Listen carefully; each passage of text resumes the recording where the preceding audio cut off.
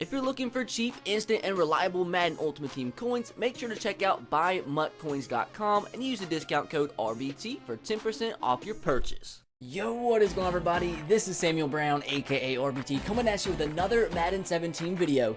And today we're gonna see if a team full of free agents can win the Super Bowl. This was the most thumbed up comment in the previous video, just like this. And I thought it was a brilliant idea, so thank you to everybody who did suggest this video. It's a pretty freaking awesome idea. So the way this team was put together, very simple. I went into the preseason and literally signed the top 2 available free agents at every single position, then released the whole entire team. So I'm not sure if the downloaded rosters are up to date, so if every player on this team is an actual free agent in real life, but those players were in fact a free agent on this game at the start of a franchise mode. So hopefully they all are free agents in real life to make it a more accurate video. But I do want to show you guys the roster really quick. And I'm not sure really how I feel about it, but I think there is a chance this team can make the playoffs and even make a run for it. And I'll explain why here in just a second. So we're going to go to the depth chart and show you the team. I mean, it's got some bad players, but it's got some depth. That's the one thing about it. Now, the one reason I am worried about this team is the quarterback position. Especially at the skill positions on offense, there wasn't that much talent in the free agency, which I guess makes a lot of sense. I mean, you wouldn't have a really good quarterback as a free agent at this point in the NFL season. But we do have Michael Vick and Johnny Manziel, both free agents. Michael Vick, the highest overall was a 69, so why not go with Michael Vick, the veteran? And that's another reason I think this team could do well this season, because it seems like in the past simulations I've done, teams with veterans play very well in simulations. So maybe like experience has something to do with how they perform in simulations. I don't know. That's just a conspiracy theory. Now going to the running backs, we have Arian Foster, who has actually retired, I believe, in real life, but still a free agent on the game. We have Joe Bell and Fred Jackson. Hopefully I'm saying his name right, but also Fred Jackson, another veteran running back. The only fullback we have is Marcel Reese, which is a pretty good fullback. I mean, 85 overall. And now at wide receivers, we have some okay players. Nobody too insane, but we do have some depth. Jericho Contry, Brian Hartline, Andre Johnson, Riley Cooper, Nate Washington, and Marquise Colston. And another thing I want to say is this team does have depth, and it seems like when you have a team and you go throughout a simulation and that team has really good depth, like players that are like 75 and higher at the first and second string positions, seems like the teams do a little bit better than they do otherwise. If you have like a 95 overall player at first string, like a 60 overall at second string, they play a little bit better when you have some depth at particular positions. And I think the lowest overall player in this whole entire team is the quarterback, Michael Vick, and beside that I think it's like maybe 73, 74, so not really bad players in like the second and third string positions, but we'll have to see how that does go in the simulation. Now in tight end, we have Matt Spythe, hopefully I'm saying his name right, Owen Daniels, and I'm so aggravated, dude. Like, this makes no sense. It'll affect another position here in just a second. Scott Chandler is hurt for like 20 weeks. Although I do have pre-existing injuries off, and I do have injuries off in general. What's the point in being able to turn off pre-existing injuries and players that already have injuries, like they can't play because they're injured? Like, that makes no sense. Hopefully they fix that in the future, but that's how it's been the whole entire season. You'll see the player who I signed that's still freaking injured apparently, even though I have it off, the setting off. I'll show you who that is in just a second once we get to that position. Now to the offensive line, we have Eugene Monroe, who is, I don't know where his backup is, but we just have Eugene Monroe with Reed Frigel at the second string position.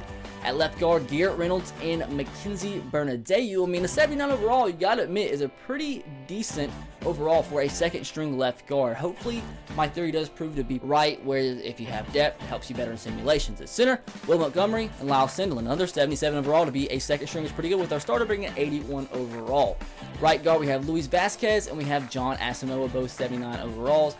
And at right tackle, there wasn't many good right tackles, so I guess this is the lowest overall in terms of starters aside from the quarterback, and that's Jamon Meredith, who was a 71, backed up by this guy, Reed Fragel. Now moving on to the defense, same thing, pretty good depth across the board. Here at left end, we have Quentin Coples, Red Bryant. At right end, we have Greg Hardy and Bojerm Warner, a 78 and 76 overall. Now at defensive tackle, pretty good defensive tackles, to be completely honest. I think Terrence Knighton was an 87 overall, and in the last roster update, they downgraded him to an 83, so kind of wish he was still an 87, but 83 is still not bad for a free agent. He's backed up by Ian Williams and Mike Martin, the former Tennessee Titan. Now to the linebacker core, Danny Lansana at a 79 overall, Manny Lawson, and Nate Irving. At middle linebacker, we have Jamil McLean, Nate Irving, and Curtis Lofton. Not the greatest linebacker core, but not the worst. And also right outside linebacker, Mike Neal and Croy Bierman, both 76 overalls. Now moving, why isn't Manny Lawson supposed to be the starting linebacker? Is he hurt or something? I don't know. I'm just going to leave it how it is. It did the depth chart automatically once I signed the player. So for some reason, maybe that's why he is not the starter. So now to the cornerback position. Once again, nobody amazing, but depth. And that's needed at the cornerback position. Devon House, we have Antonio Cromartie, the veteran, Terrell Brown, Quan Williams, and Cortland Finnegan. Now moving on to the free safety position, Luis Delmas, backed up by Jaquan Jarrett and Kyshon Jarrett. Are they? I don't think they're brothers, are they? Let me know in the comment section below. That's just kind of like really crazy coincidence, but just let me know in the comments if they are brothers. I doubt it. At strong safety, we have William Moore, Ryan Mundy, and the player I was talking about is Will Hill. He's an 85 overall, would be the best player in this team, but he's injured and he can't play, although I have pre-existing injuries off, so that's stupid, but there's nothing I can do about it in the video. So now on to kicker. We have Josh Brown, who's an 80 overall, free agent. And now to punter, we have Brandon Fields, a 74 overall. Kick returner, Antonio Cromartie at an 84. And punt returner, we have same guy, Antonio Cromartie, at an 83 overall. Pretty much this video is going to completely test my theory of experienced players doing really well in simulations and having good depth. It helps you do really well in simulations. We're going to see if that is the case. And also, if you guys haven't noticed, we're using the Jaguars in this simulation because I've been using the Browns. People are getting tired of me using the Browns, although it really has nothing to do with what happens in the video. But just want to change it up a little bit. Let me know what team you want me to use in the comment section below for this next simulation, although it really doesn't matter who we use. Just use a different team, so you guys could be happy if I use your favorite teams. Now with that said, before we sim this season, I just want to sim week 1. We're playing the Packers. So if we can beat the Packers in a simulation week 1, that should be a good indication of how we're going to do the whole entire season. We even lose by like 3 points or so, maybe even by 1 touchdown. Maybe we'll still have a pretty good season. So we're simming week 1, and we actually won, dude. We beat the Packers 23-17. That's pretty crazy. So, wow. I honestly thought we were going to lose by a lot. So maybe that's an indication that we're going to have a pretty good season. Who knows? The simulations in this game are just completely freaking random. So you know what? We're going to yellow swag it, sim to the playoffs, and hopefully once the simulation is over, we will see a game pop up. The simulation is about to be over. Let's see if a game pops up and we're actually in the playoffs. Dude, if we are, I'm actually going to be kind of shocked. Oh, God. Oh, God. Did we actually get a first-round bye, or did we not make the playoffs? Fucking shit. Wow. Wow. How do you beat the Packers and then go to finish 4-12? What the heck, dude? See, dude, like I said, the simulations are stupid in this game, man. Like, wouldn't you think? We went 4-0 in preseason. I don't know. I just don't know. We started off 2-0. Lose to the Ravens and Colts. I mean, that's 2 relatively good teams we beat.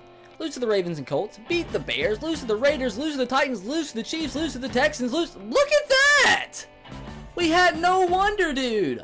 Got 1, 2, 3, 4, 5, 6, 7, 8, 9, 10 straight losses. God, I guess I'll show you guys the stats. Like, everybody wants me to show you the stats and the award winners do, but that's just stupid, man. We had the 25th ranked offense in the NFL, and defense, we had the 14th. Like, I've done simulations like this, and teams had like worse offenses and defenses, and we freaking almost made the Super Bowl. Like, I don't understand. These simulations are dumb, dude. Michael Vick, no effing wonder. 22 interceptions. He did throw for 4,000 yards, but 22 interceptions.